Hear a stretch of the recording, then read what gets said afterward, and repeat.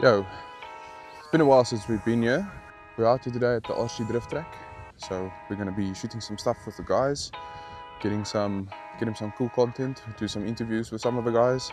I haven't been here in quite a while to shoot content, but things have been starting to calm down a bit. It's starting to get to the end of the year.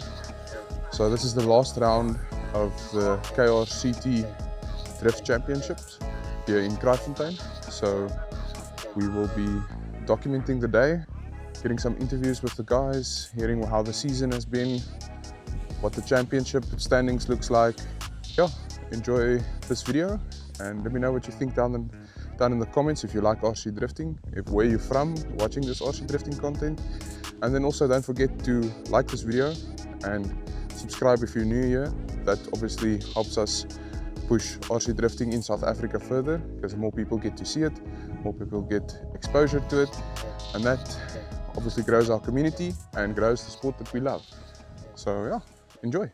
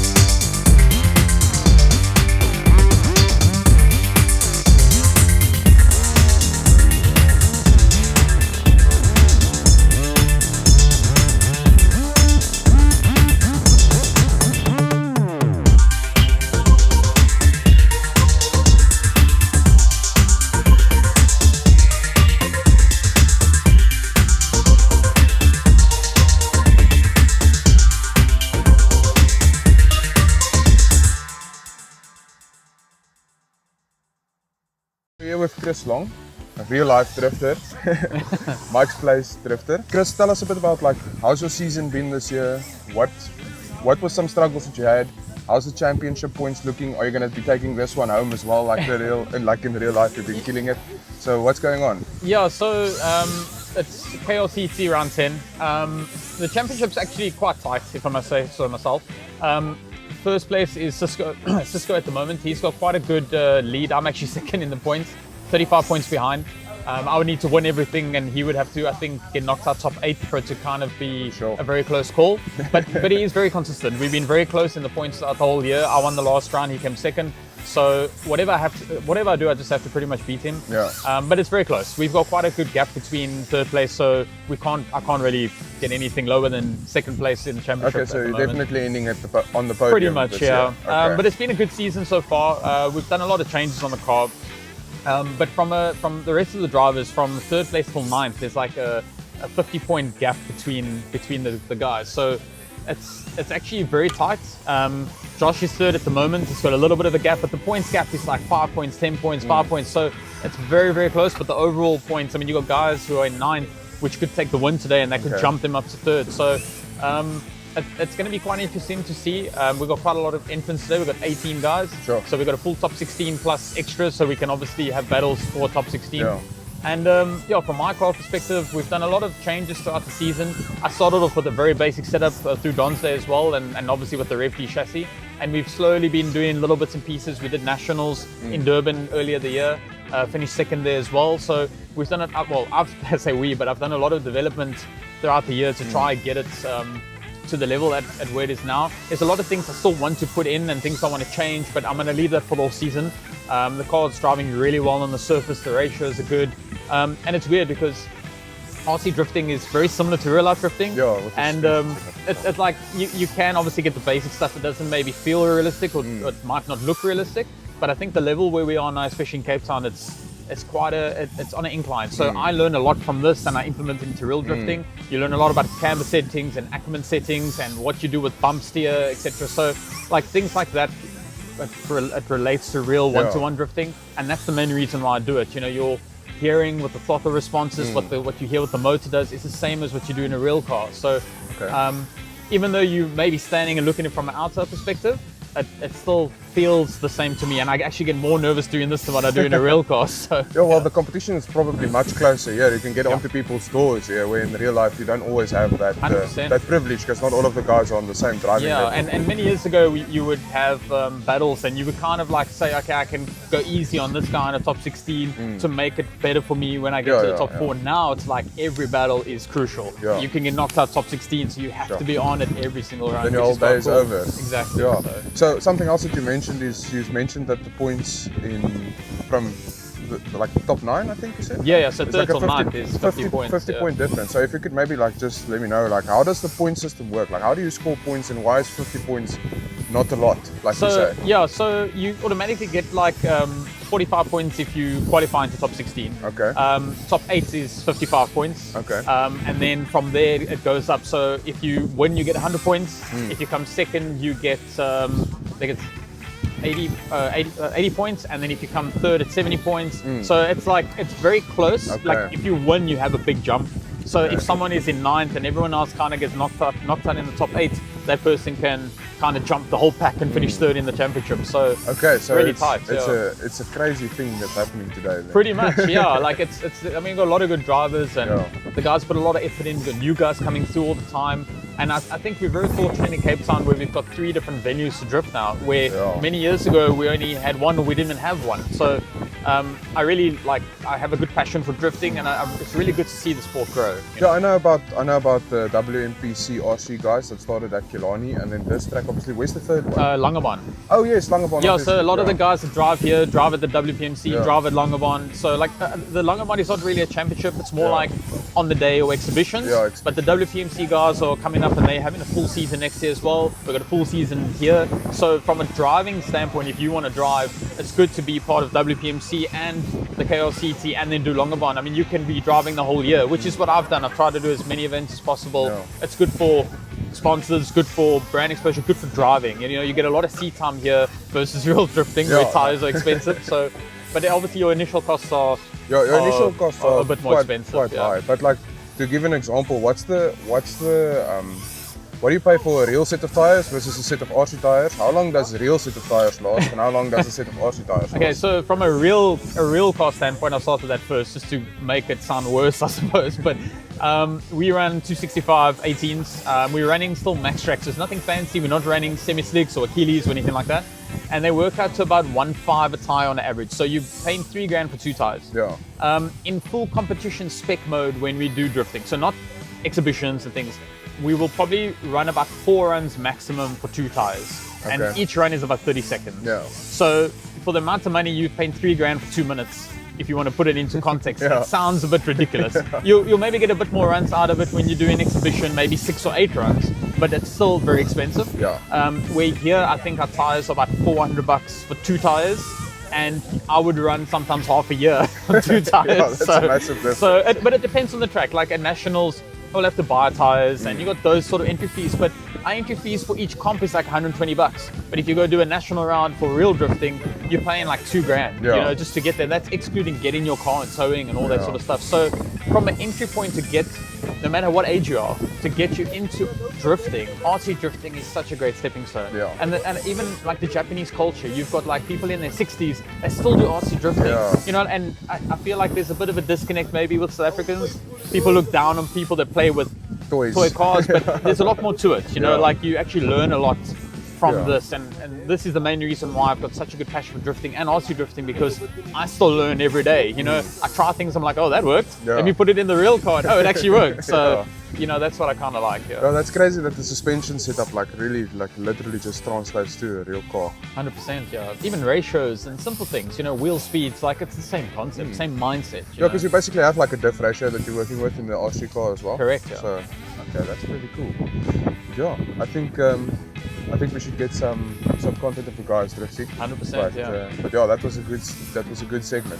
Thanks for your time. No and problem. Thanks Thank for you. for your insights. Obviously, we'll maybe have to come back later on today so that you can explain some more things. 100%, yeah. I'm not as versed with the competition culture here. I know about drifting and I know about the little cars and stuff, but I don't know like the ins and outs. So yeah, cool, lekker, sorted.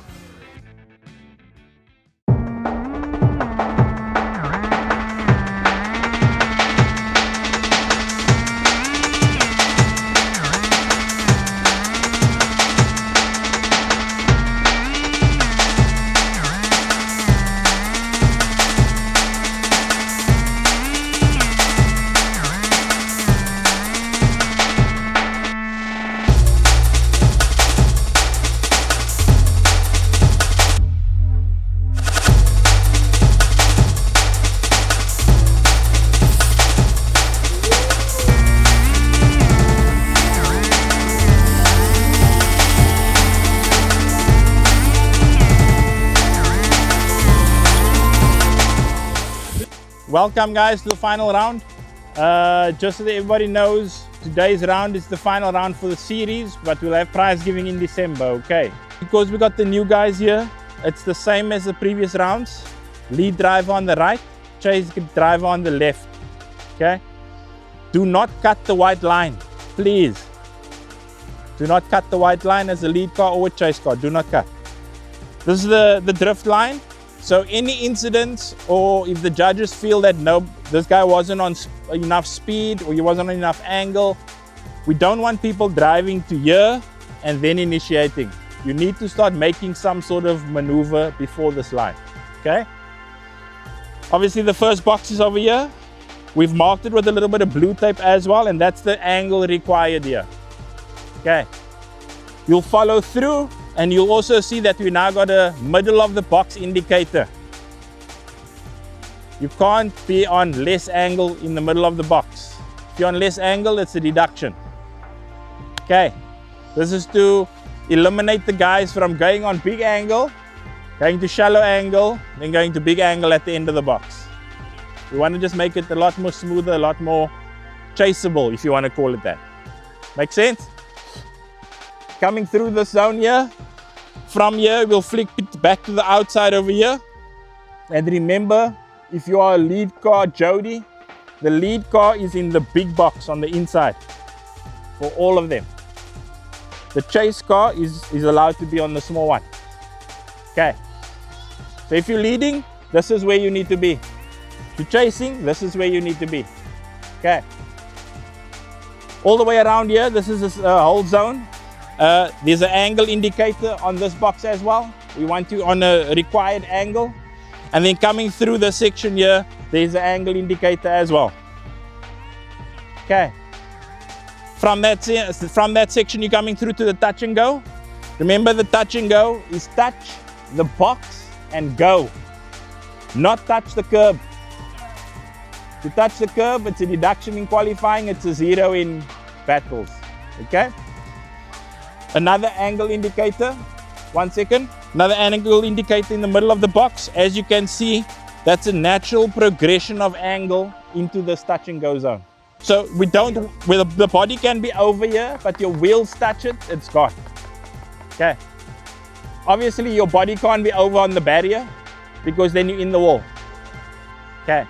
But the reason why we made this a curb, because this is a high-speed section and we want to be able to see the side of the wall as well. What we were finding is that we couldn't see the side of the wall as if we're judging on that side. And this just gives the guys a little bit more room to get in on the zone without scoring a 0. Okay. Cool angle indicator. And then from the section is to the end of the box. Remember that you want to be concluding this box before leaving. If you leave before the end, you don't get the box. From that section, we want you guys following into this outside zone. There's another angle indicator here. You'll see that this box goes all the way around. This one is not perfectly round. So you are allowed to jump in, shallow up on your angle slightly, adjust, and then drive the box as you need it, okay? Obviously, you're not going to straight line. Please, no straight line. Coming around the section, if you come all the way around to the end of the box, you'll see that we've put the brick and that clip there. The brick and the clip, the black clip, that is basically showing you the end of that zone. So if you're standing on that side, there is a visual reference for you to know where you need to switch. Okay, flicking back to this side over here, coming to the tight inside zone. This one is nice and round and curved. Again, there's no angle indicator required here. If you're going to shallow out, you're going to pull out the box. So here you need to finish the box again on angle. Over there before going back to the outside zone. Okay, from the section we'll complete this kidney again, this one and the last one, and that's basically the end of the line. Everybody clear? So just to confirm, it's a flick from here, all the way back through.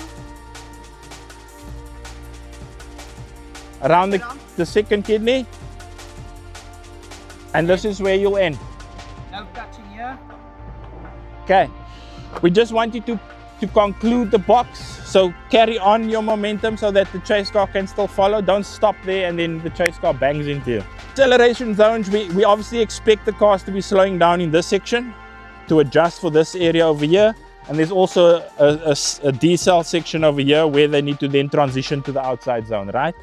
So the 3 decel zones would be this area over here, this one over here, and this one over here. There needs to be room for the guy to switch. You can't get to here and then switch. We're running a full 16 bracket today.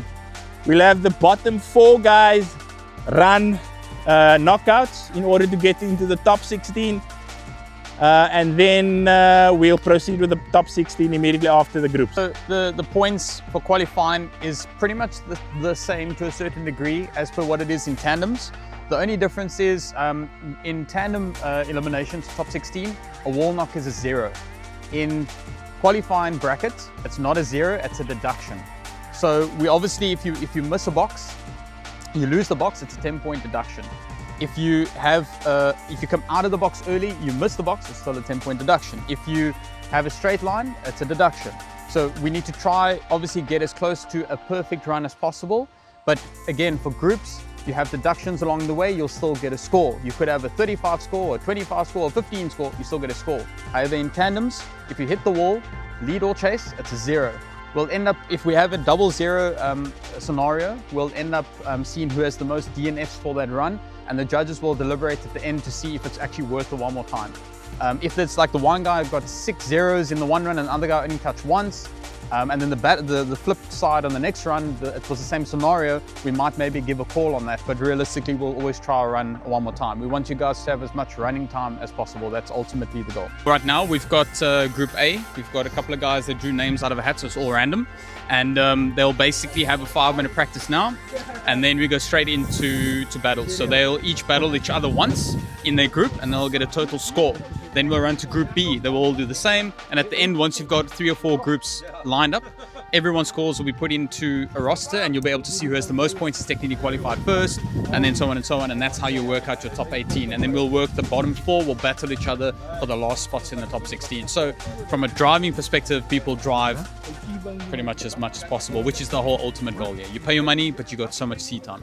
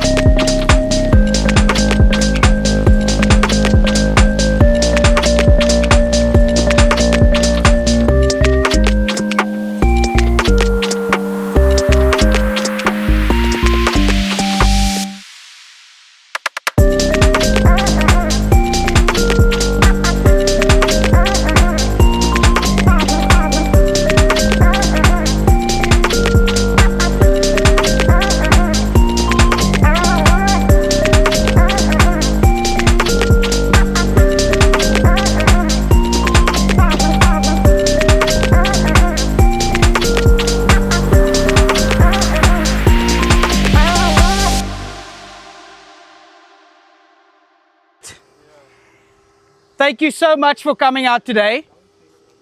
I'll tell you one thing. It's been a long year. This is the end of the series. We had 10 rounds. It is now the end of that series. And the progression that we've seen from the beginning of the year to now is phenomenal. Absolutely phenomenal. So for that, you can all give yourselves a round of applause. Okay. And then today, I just want to say thank you for the other guys, for the new guys that came through. Joe and Jason, Joe, and Nu. Yeah, here we go. All of them. It's your first time on track. Phenomenal. Okay? Awesome. And Mishant. All right. So, again, absolutely amazing. So thank you guys for coming. I hope to see you guys here every time. Okay, right. So first up, we've got tandem of the day. All right. It was a good one. All right. You all witnessed it. You all saw it. You all said it was close. So tandem of the day goes to Mo and Dan. Got it? There you go. Take that. Congratulations, gents. Thank you, brother. Thank you, brother. Congratulations, Mo. That was good, bro. Congratulations. In third place, me blurting it out already. I got a little bit excited. But in third place, Mo. Congratulations. What was the name earlier? Got the boy. Got the boy no more. Got the boy no more. There we go. Congratulations. Here we go. All right. Second place. Okay. Came from nowhere. Was a good run all day long. He's consistent most of the time today. But also he did his highest point run that he's done all year today. So second goes to Cole. Congratulations, Cole. So his highest run was 90. Congratulations, that's yours over there. All right, that leaves only one person. The champion of KRCT Drift Series 2025, none other, Mr. Francisco Stemmet.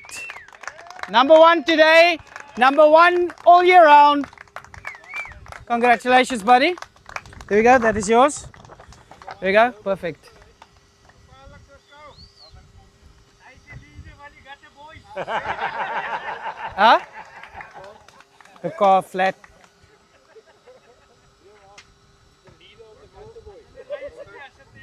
Congratulations. Okay, guys, it was a good one. Thank you for the year. I don't know if Cisco wants to say something, but I would really like to get a few guys to go to nationals next year. We were 3 this year.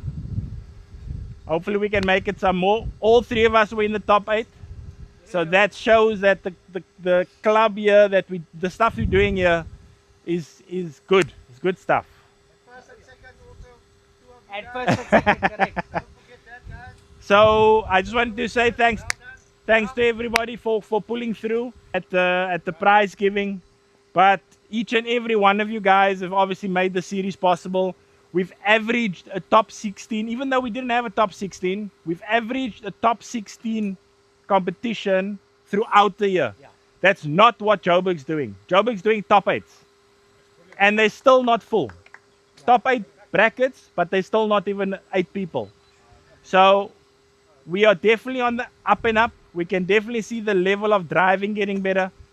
And yeah, I just wanted to say massive thanks to you guys. All the judges, Chris, Marky, Gary, Mark is not here, but yo, thanks to everybody. I think we've come up with a system that works and it's easy to interpret, especially for the drivers. The lead box, the chase box, the deductions, it makes it easy to consume. So I mean, I introduced Emil to it today, and he was like, oh, that makes it a lot easier, a lot simpler. So that's what we're trying to do. We want to get 3 independent people, give them, this is what you look for, and off you go. So let's see what we can do. You guys are invited to come on Thursday if you want, eh? Cool, man. Thanks, guys. Have a lekker one. Thank you.